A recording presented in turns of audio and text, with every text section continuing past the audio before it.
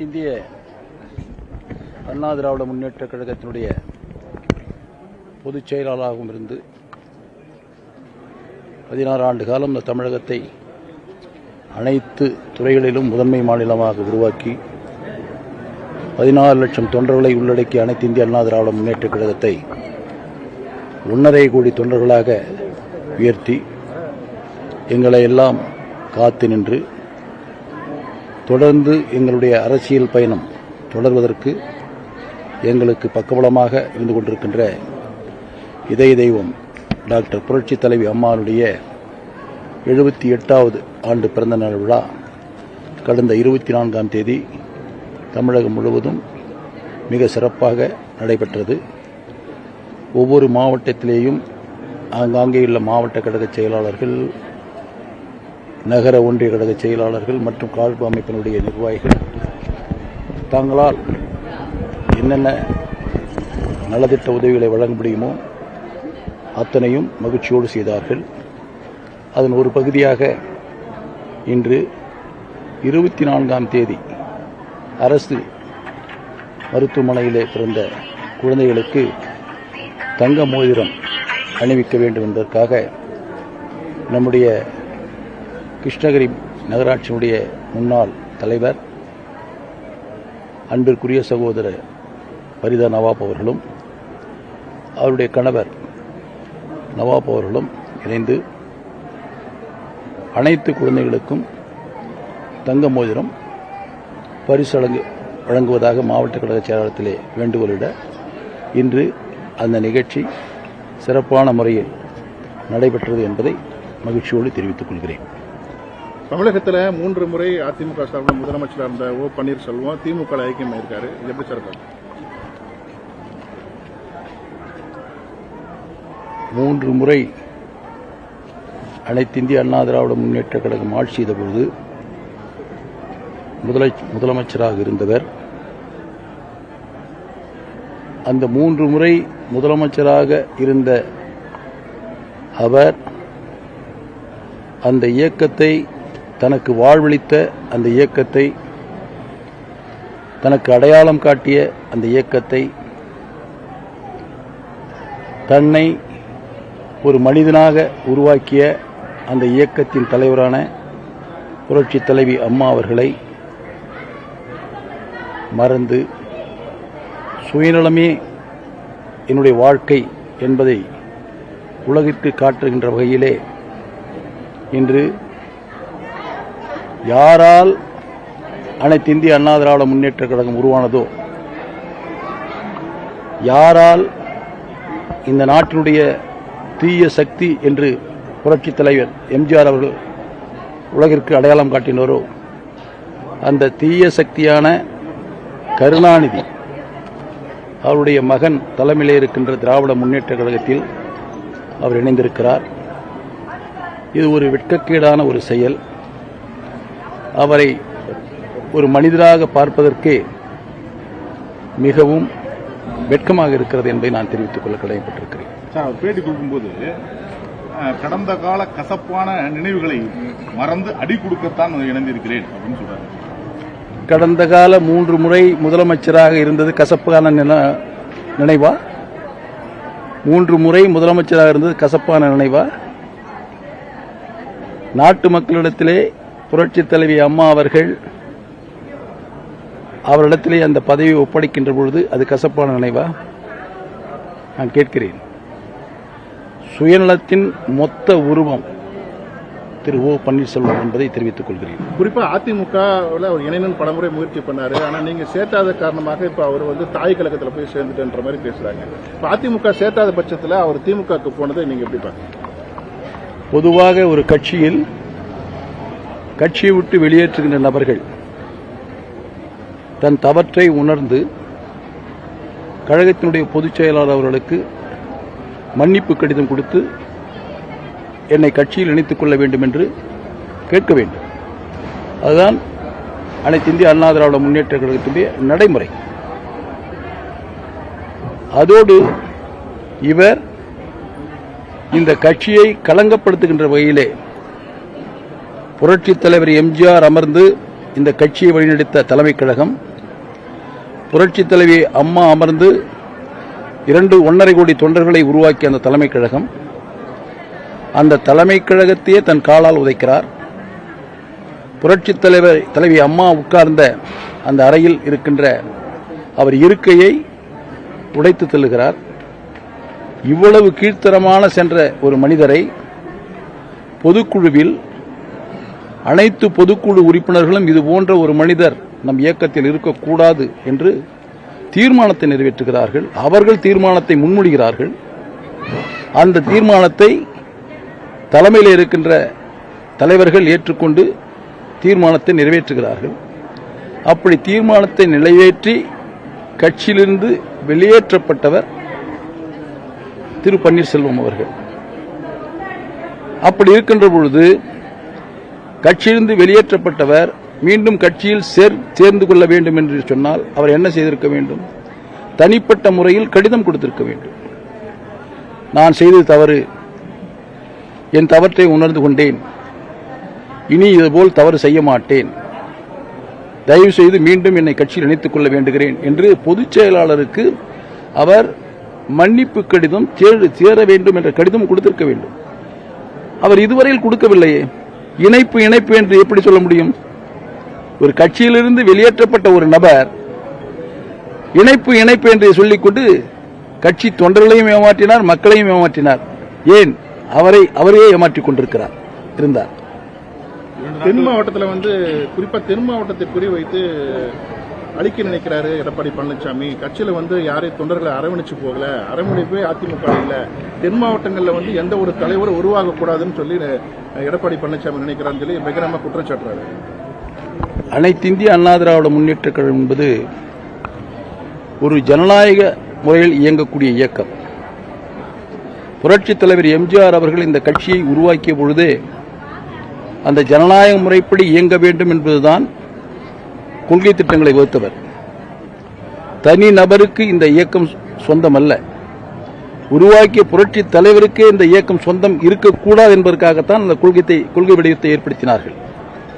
அப்படி இருக்கின்ற பொழுது இன்றைய கழகத்தினுடைய பொதுச்செயலாளர் இருக்கின்ற எடப்பாடியார் எந்த வகையில் அப்படி நடந்து கொள்ள முடியும்? நடந்து கொள்ளவே முடியாது, வாய்ப்பே இல்லை. மாறாக தென் மாவட்டங்களில் பல தலைவர்கள் இருக்கிறார்கள். அண்ணா திராவிட முன்னேற்ற கழகத்தில் பல தலைவர்கள் இருந்தார்கள். மறைந்த பின்பு நிறைய தலைவர்கள் இப்போது தென் மாவட்டத்தில் அனைத்து இந்திய அண்ணா திராவிட முன்னேற்ற கழகத்தில் முன்னணி தலைவராக செயல்பட்டுக் கொண்டிருக்கிறார்கள். பல சட்டமன்ற உறுப்பினர்கள் இருக்கிறார்கள். அப்படி இருக்கின்ற போது குறிப்பாக தென் மாவட்டம் என்று இவர் சொல்லுவது முற்றிலுமான தவறு. அனைத்திந்திய அண்ணா திராவிட முன்னேற்ற கழகம் வலுவான பலமாக உருவாகிய பகுதியே தென் மாவட்டம் தான். அதுவும் குறிப்பாக மதுரை மண் புரட்சித் தலைவர் எம்ஜிஆருக்கு மிகப்பெரிய கிரீடத்தை கொடுத்த மண். அந்த தென் மாவட்டம் தான் புரட்சித் தலைவரை தலைமையில் வைத்து முதல் முறையாக இந்த இயக்கத்திற்கு பாதுகாப்பு கொடுத்தது. திண்டுக்கல்லில் நடைபெற்ற இடைத்தேர்தல், நாடாளுமன்ற பொது இடைத்தேர்தல், அந்த இடைத்தேர்தலில் தான் அந்த மக்கள், தென் மாவட்டத்தின் ஒரு பகுதி மக்கள் மிகப்பெரிய வாக்களித்து இனி இந்த நாட்டிற்கு நீதான் தலைவன் என்று அங்கீகாரம் கொடுத்தது அந்த தென் மாவட்ட மக்கள். அப்படிப்பட்ட அந்த தென் மாவட்ட மக்கள் எந்த காலத்திலேயும் இந்த இயக்கத்திற்கு உறுதுணையாக இருப்பார்கள் என்று நான் தெரிவித்துக் கொள்கிறேன். சர்வாதிகாரி, தற்காலிக பொதுச் செயலாளர் இனி எப்போதும் வெல்ல முடியாது. யார் சொன்னது? OPS சர்வாதிகாரி அவரால் ஆசைப்படுகிறார். ஆசைப்படுவதற்கு ஏற்ற அளவிற்கு உழைப்பு இருக்கிறதா? நான் கேட்கிறேன். 2021 தேர்தல் நடைபெறுகிறது. சர்வாதிகாரி என்று சொல்லுகின்ற பொதுச்செயலாளர் எடப்பாடியார் அவர்கள் அந்த தேர்தலில் 21,000 கிலோமீட்டர் தன்னந்தனியாக அனைத்து சட்டமன்ற தொகுதிக்கும் சென்று அங்கு நின்ற வேட்பாளர்களை அறிமுகப்படுத்தி அவருக்காக குரல் கொடுத்து மீண்டும் ஆட்சிக்கு வந்தால் புரட்சித் தலைவர் எம்ஜிஆர் ஆட்சியை, புரட்சித் தலைவி அம்மா ஆட்சியை நாங்கள் கொண்டு வருவோம் என்று மக்களிடத்திலே வாக்குறுதியை கொடுத்து வாக்கு கேட்ட காரணத்தினால்தான் இவ்வளவு பெரிய வெற்றியை நாங்கள் அடைந்திருக்கிறோம். அந்த பணியில் ஒரு விழுக்காடாவது சர்வாதிகாரி என்று சொல்கின்ற திரு ஓ பன்னீர்செல்வம் அவர்கள் எங்காவது செயல்பட்டாரா? எந்த மாவட்டத்திலாவது எந்த மக்களையாவது சென்று வாக்குகளை கேட்டு அங்கு நின்ற வேட்பாளர்களுக்கு வாக்களிங்கள் என்று சொன்னாரா? அவர் தொகுதியில் அவர் வெற்றி பெறுவதற்கு போராடி கொண்டிருந்த நபர்தான் இந்த ஓ பன்னீர்செல்வம். அதனால் அவர் எங்கள் தலைவரை பற்றி சொல்வதற்கு எந்த விதமான தார்மீக உரிமையும் இல்லை, அருகதையும் இல்லை என்பதை தெரிவித்துக் கொள்கிறேன். அதே மாதிரி பொதுக்குழு உறுப்பினர்களே தேர்ந்தெடுக்கலாங்கிற விதியை மாற்றி மாவட்ட செயலாளர்கள் முன்மொழினான்னு சொல்லி விதியை மாற்றி என்னை நிர்பந்திச்சாங்க. ஏன்னா அதே மாதிரி முதலமைச்சர் வேட்பாளராக நான் அவரை அறிவிக்கணும்னு சொல்லி என்னை கட்டாயப்படுத்தினாங்க. எல்லாத்துக்குமே நான் அவர் சொன்னார் இவர் சொன்னார்னு சொல்லி தொடர்ந்து அவர் அடுத்தவர்கள் மேல குற்றச்சாட்டுகளை வைத்துக்கிட்டே இருக்கிறாரு. அதே போல 2 நாட்களுக்கு முன்னாடி சசிகலா அம்மா பேசும்போதும் மேடையில் ஓபிஎஸ் சரி கரெக்டா தான் இருந்தாரு, அவரை வழிநடத்தியவர்கள் தவறா இருந்ததுனால தான் அந்த தர்மயுத்தமே நடந்ததுன்னு சொல்லி பேசியிருக்காங்க. இந்த 2 தலைவர்களை பத்தி சொல்றேன். புரட்சித் தலைவி அம்மா மறைவுக்கு பின்பு ஏற்கனவே 2 முறை முதலமைச்சராக இருந்த திரு பன்னீர்செல்வம் அவர்களை முதலமைச்சராக்கினார்கள் அனைத்து சட்டமன்ற உறுப்பினர்களும். அப்படி முதலமைச்சரான பின்பு அவர் பணியாற்றிக் கொண்டிருந்தார். அப்படி பணியாற்றிக் கொண்டிருந்தவரை ஏன் அழைத்து இவர் ராஜினாமா வாங்கினார்? அம்மையார் சசிகலா அம்மையார் ஏன் இவரை அழைத்து உட்கார வைத்து ராஜினாமா கடிதத்தை வாங்கி அடுத்ததாக முதலமைச்சராவதற்கு ஏன் இவர் எல்லா அனைத்து செயல்பாடுகளும் இறங்கினார்? புரட்சித் தலைவி அம்மாவை போலவே கொண்டை போட்டுக் கொண்டார்.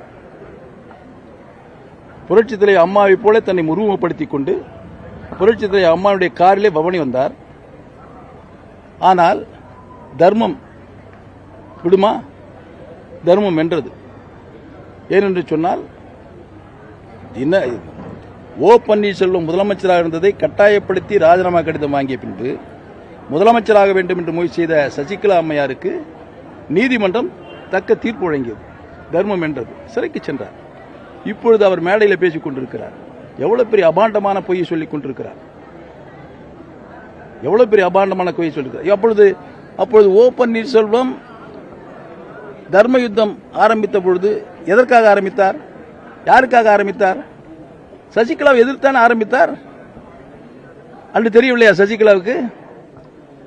ஒவ்வொரு மேடையிலேயும் புரட்சித் தலைவி அம்மாவுடைய மறைவுக்கு மர்மம் இருக்கிறது, இதற்கு நீதி விசாரணை வேண்டும் என்று யார் சொன்னது? ஓ பன்னீர்செல்வம் தானே சொன்னார். அப்போது நானும் தானே கூட அவரிடத்தில் இருந்தேன். ஒவ்வொரு மேடையிலும் நானும் தானே இருந்தேன். இவர் தானே சொன்னார். சொல்லிவிட்டு இப்பொழுது அந்த அம்மையாரை சேர்க்க வேண்டும் என்பதுதான் அவர் எங்களை விட்டு பிரிகிறார். நாங்கள் அவர்களை விட்டு பிரிகிறோம். யாரை இந்த இயக்கத்தில் இணைக்கக்கூடாது என்று நாங்கள் குரல் கொடுத்தோமோ அவரையே மீண்டும் இயக்கத்தில் இணைக்க வேண்டும் என்று முயற்சி செய்கின்ற பொழுது எப்படி அவரை ஏற்றுக்கொள்ள முடியும்? அப்படி என்றால் அந்த தர்ம யுத்தம் என்று யாருக்காக நடத்தினார்? அதனால் இவர் மிகப்பெரிய சுயநலவாதி. எந்த நேரத்தில் எந்த சூழ்நிலையிலும் தனக்கு ஒரு வாய்ப்பை உருவாக்கி கொள்ள வேண்டும் என்பதற்காகத்தான் ஒவ்வொரு நடவடிக்கையிலும் அவர் ஈடுபட்டுக் கொண்டிருக்கிறார். இப்பொழுதும் திராவிட முன்னேற்ற கழகத்தில் அவர் சென்றிருக்கிறார் என்று சொன்னால் ஏதோ சென்று அங்கே கட்சியில மீண்டும் முதலமைச்சராக ஸ்டாலின் கொண்டு வர வேண்டும் என்பதற்காக அல்ல, ஒரு பாதுகாப்புக்காக போயிருக்கிறார். இதைவிட ஒரு பாதுகாப்பு ஒரு வாய்ப்பு கிடைத்தால் திரு மு.க. ஸ்டாலின் அவர்களையும் அப்படியே இதே போன்ற ஏதோ ஒரு கருத்தை சொல்லி அங்கே இடத்தில் சென்று விடுவார். எங்கே சென்றிருக்கிறார் பாருங்கள். ஒரு கட்சியில் ஒரு உண்மையான ஒரு அண்ணா திராவிட முன்னேற்ற கழக தொண்டனாக இருந்தால் அந்த தொண்டனுடைய சிந்தனைகள் செயல்பாடுகள் முழுவதுமே தன் தலைவர் மீது தான் இருக்கும். அவர் பாரதிய ஜனதா கட்சி தலைவர் சொல்லிதான் நான் அமைச்சரானேன்னு சொன்னார். அதோடு மட்டுமல்ல, சட்டமன்றத்திலே என்னுடைய தந்தை முன்னாள் முதலமைச்சர் திரு கருணாநிதியினுடைய பாடல்களை கதை வசனங்களை கேட்டு கேட்டு அவர் பொட்டியிலே பாதுகாப்பாக பூட்டி வைத்திருக்கிறார் என்று சொன்னார். அப்படி என்றால் இவருக்கு கொள்கை கிடையாது, கோட்பாடு கிடையாது. முழுவதுமாக இவருக்காகவே வாழ்ந்து கொண்டிருக்கின்ற ஒரு நபர். இவருக்காக இவ்வளவு நேரம் நம்ம பேட்டி கொடுக்க வேண்டிய அவசியமே கிடையாது. சொல்லுங்க. அடுத்தது சொல்லுங்க. அதிமுக பல்வேறு அணிகளா பிரிஞ்சிருக்கு அப்படின்னாங்க. ஓபிஎஸ் ஒரு அணின்னு சொன்னாங்க, செங்கோட்டையன் அணின்னு சொன்னாங்க. இப்போ ஒவ்வொருத்தரும் ஒரு கட்சியில் ஐக்கியமாயிட்டாங்க. இப்போ நிலைமை எப்படி இருக்கு? இப்போ நான் ஒரு கருத்தை சொல்ல விரும்புறேன். இவங்க எல்லாம் ஒரு கட்டத்தில் கூட சில பேர் ஏன் கட்சியில் சேர்த்திக்கலாமே கூட சொன்னாங்க. ஆனா பொதுச் செயலாளர் எடப்பாடியார் ஒரு தீர்க்க தரிசின்னு தான் நான் நினைக்கிறேன். ஏன்னா இவர்களெல்லாம் மிகப்பெரிய சந்தர்ப்பவாதிகள் என்று அவர் மனதில் பட்டிருக்கிறது. அதனால்தான் எந்த சூழ்நிலையிலும் எவ்வளவு வழக்குகள் அவர் போட்டாலும் சரி அந்த வழக்குகளை எதிர்கொண்டாரே இல்லாமல் அவர்களை கட்சியில் சேர்த்துக் கொள்ள வேண்டும் என்ற சிந்தனையே ஒருமுறை கூட அவருக்கு வந்ததில்லை. யாராவது சொன்னால் கூட அது பொதுக்குழுவில் தீர்மானம் நிறைவேற்றப்பட்டது, பொதுக்குழு உறுப்பினர்களால் கட்சி விட்டு வெளியேற்றப்பட்டார்கள், அவர்களை சேர்த்துக் கொள்ள முடியாது. இவர்தான் சொன்னார். நானா தனியா சேர்த்தேன்னு சொல்லல. அப்படி இருந்த பொழுது பத்திரிகைகளும் ஊடகங்களும் சில அரசியல் விமர்சகர்களும் சில மாற்றுக் கட்சி தலைவர்களும் அண்ணா திராவிட முன்னேற்ற கழகம் 3ஆக சிதறிவிட்டது, 4ஆக சிதறிவிட்டது. நான் கேட்கிறேன், இன்னைக்கு சசிகலா போய் ஒரு கட்சி ஆரம்பிச்சாங்க.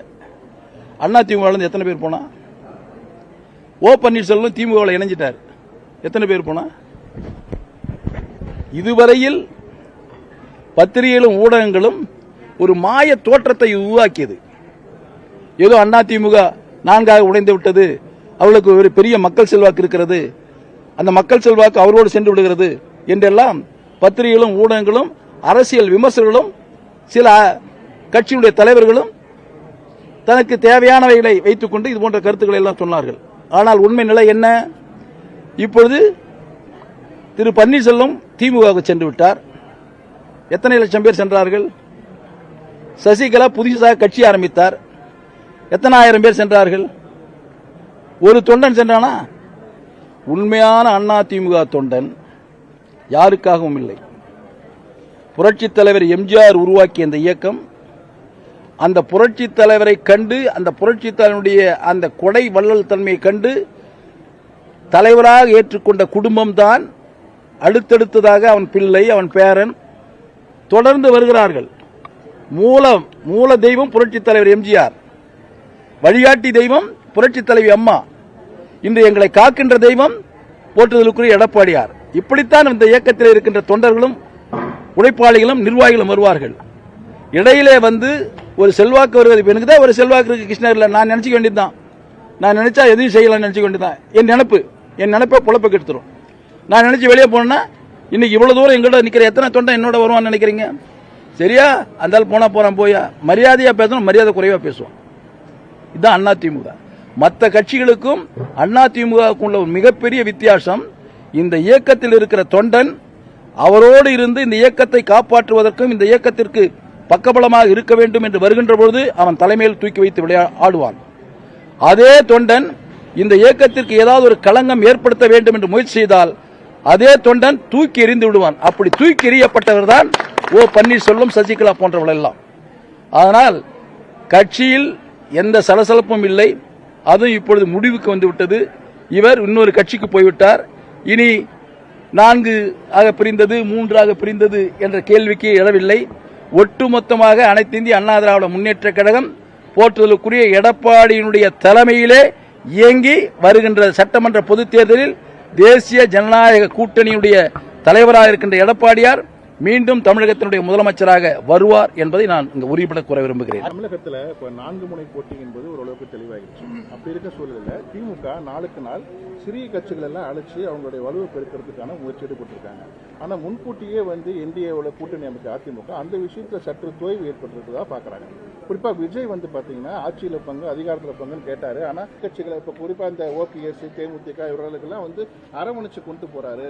ஆனா அதிமுக அந்த விஷயத்துல வந்து சற்று மெத்தனமா இருக்கின்ற மாதிரி சமூக ஊடகங்கள்ல கருத்துக்கள் போடுறாங்க. அதுதான் இந்த பத்திரிகைகள் ஊடகங்களும் இது மாதிரி ஒரு கருத்தை சொல்லி ஒரு வலுவிழந்தது மாதிரி காட்டி மு.க. ஸ்டாலினுக்கு ஒரு தப்பக்கட்டு கட்டி அவர் ஏதோ ஒரு பெரிய தலைவர் என்ற மாதிரி சொல்றீங்க.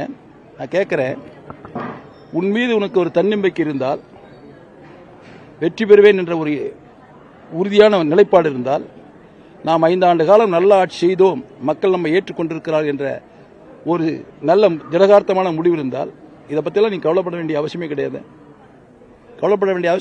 நாங்கள் கவலைப்படலையே. இந்த சிறு கட்சின்னு சொல்றீங்க இல்லையா, இதையெல்லாம் தாண்டி நாங்கள் ஒவ்வொரு தொகுதியிலும் குறைந்தபட்சம் 10,000 வாக்குகளுக்கு மேல் வித்தியாசத்தில் வெற்றி பெறுவோம் என்ற நம்பிக்கை எங்களுக்கு இருக்கிறது. அதனால இவருக்கு அந்த நம்பிக்கை இழந்து விட்டது. வெற்றி பெறுவதற்குரிய வாய்ப்பே இல்லை. அந்த வெற்றி பெறுவதற்குள்ள வாய்ப்பு இல்லை என்பதை அவருக்கு தெரியும். காவல்துறையின் வாயிலாக அவர் ஒவ்வொன்று என்ன இதுனா, இன்னைக்கு பாருங்க, இந்த டிஸ்ட்ரிக்ட்ல ஒவ்வொரு கிராமத்துக்கு எம்பி அனுப்புறாரு, எம்எல்ஏ அனுப்புறாரு, அங்க உட்காந்து பேச வைக்கிறாரு. எதுக்காக? இதெல்லாம் பயம் வந்துடுச்சு. பயம் வந்ததுனால எப்படியாவது நம்ம ஒரு கருத்தை சொல்லி இந்த வாக்காளர் பெருமக்களுடைய மனதை மாற்றலாம்னு முயற்சி பண்றாரு. அதனால தான் மாசம் கொடுக்குற 1000 ரூபாயை 3 மாசம் சேர்ந்து கொடுத்து, அது வேற கோடை காலத்திற்காக ஒரு 2000 ரூபாய் சேர்த்து 5000 ரூபாய் கொடுத்தார். 5000 ரூபாய் கொடுத்த உடனே 28000 ரூபாய் பாக்கி நிற்குது. அது எப்போ கொடுக்க போறீங்க? தேர்தல் முடிஞ்சது உடனே நீங்க 1000 ரூபாய் மாதத்துக்கு கொடுக்குன்னு சொன்னீங்கல்ல, 1000 ரூபாய் மாதத்துக்கு கொடுக்க முடியல. 28 மாதம் ஒன்று இருக்கு. அந்த 28 மாதம் யார் எப்போ கொடுக்க போறீங்க? கொடுக்க முடியாது. அதனால தான் எங்களுடைய பொதுச் செயலாளர் இந்த 5 ஆண்டு கால ஆட்சியில் சாதாரண குடும்பத்தைச் சேர்ந்தவர்கள், எளிய குடும்பத்தைச் சேர்ந்தவர்கள் பல்வேறு வகைகளில் சிரமப்பட்டிருக்கிறார்கள். அதாவது தன் வாழ்க்கைக்கு தேவையான உணவுப் பொருட்களை வாங்குவதற்கும் அன்றாட செலவுகளுக்குமே கூடுதலான செலவான காரணத்தினால் அவர்கள் மிகவும் சிரமப்பட்டிருக்கிறார்கள் என்பதற்காக நாங்கள் ஆட்சிக்கு வந்தவுடனேயே ஒரு தொகையாக 10,000 ரூபாய் ஒரு குடும்பத் தலைவிக்கு உதவித்தொகையாக வழங்குவோம் என்று நாங்கள் வாக்குறுதி கொடுத்திருக்கிறோம். அதோடு மட்டுமல்லாமல் மாதம் 2000 ரூபாய் குடும்பத் தலைவிக்கு குலவிளக்கு திட்டத்தின் அடிப்படையில் கொடுக்கிறோம் என்று சொல்லியிருக்கிறோம். இந்த 2 திட்டம் இவங்க மாதிரி வாக்கு வாங்கிக்கிட்டு 2 வருஷம் 3 வருஷம் கழிச்சு கொடுக்க மாட்டோம். இந்த மக்களுடைய ஆசையோடு மீண்டும் ஆட்சி கட்டில் அமர்ந்தால் அடுத்த அந்த ப்ராசஸ் முடிந்த உடனேயே உடனடியாக 10,000 ரூபாய் முதலில் வழங்கப்படும். 2000 ரூபாய் உடனடியாக அந்த மாதத்திற்குரிய தவணையை, இந்த 10,000 தனி, அந்த 2000 தனி. இந்த 10,000 கொடுத்துட்டு அந்த 2000 கொடுக்காது இருக்கிறது கிடையாது. இந்த 10,000 என்பது உதவித்தொகை, 2000 என்பது குலவிளக்கு திட்டம். மாதம் கொடுக்கக்கூடிய தொகை. அதை உறுதியாக கொடுப்போம். அந்த உறுதியாக கொடுக்கக்கூடிய சக்தி எங்களுக்கு இருக்கிறது. நீங்கள் ஊடகத்தில் கூட கேட்டீர்கள், நிறைய கடன் பெற்றிருக்கிறார்களே, உங்களை எப்படி இதெல்லாம் நீங்கள் சரி செய்ய வேண்டும்? எங்களுக்கு அந்த நிர்வாக திறமை இருக்கிறது. நிதி மேலாண்மையை எப்படி சரி செய்ய வேண்டும் என்று எங்களுக்கு தெரியும். அதோடு நாங்கள் மத்திய அரசோடு இணக்கமாக செயல்படுவோம். இணக்கமாக செயல்பட்ட காரணத்தினால்தான் அந்த 4.5 ஆண்டு காலத்தில் 11 மருத்துவக் கல்லூரி எங்களால் கொண்டு வர முடிந்தது. அதேபோல் மெட்ரோ ரயில் 63,000 கோடி ரூபாய் ஒரே பணிக்கு மத்திய அரசில் 63,000 கோடி ரூபாய் ஒதுக்கி வாங்கிய ஒரு முதலமைச்சர் எங்களுடைய பொதுச்செயலர் எடப்பாடி பழனிசாமி தான் என்பதை தெரிவித்துக் கொள்கிறேன். அதனால் எங்கள் மீது, எங்கள் தலைவர் மீது எங்களுக்கு முழு நம்பிக்கை இருக்கிறது. அந்த திறமை எங்களுக்கு இருக்கிறது. அந்த திறமையை புரட்சித் தலைவர் எம்ஜிஆரும் புரட்சித் தலைவி அம்மா அவர்களும் எங்களுக்கு கற்றுக் கொடுத்திருக்கிறார்கள். நிச்சயமாக நல்ல ஆட்சியை நாங்கள் வழங்குவோம் என்பதை தெரிவித்துக் கொள்கிறேன்.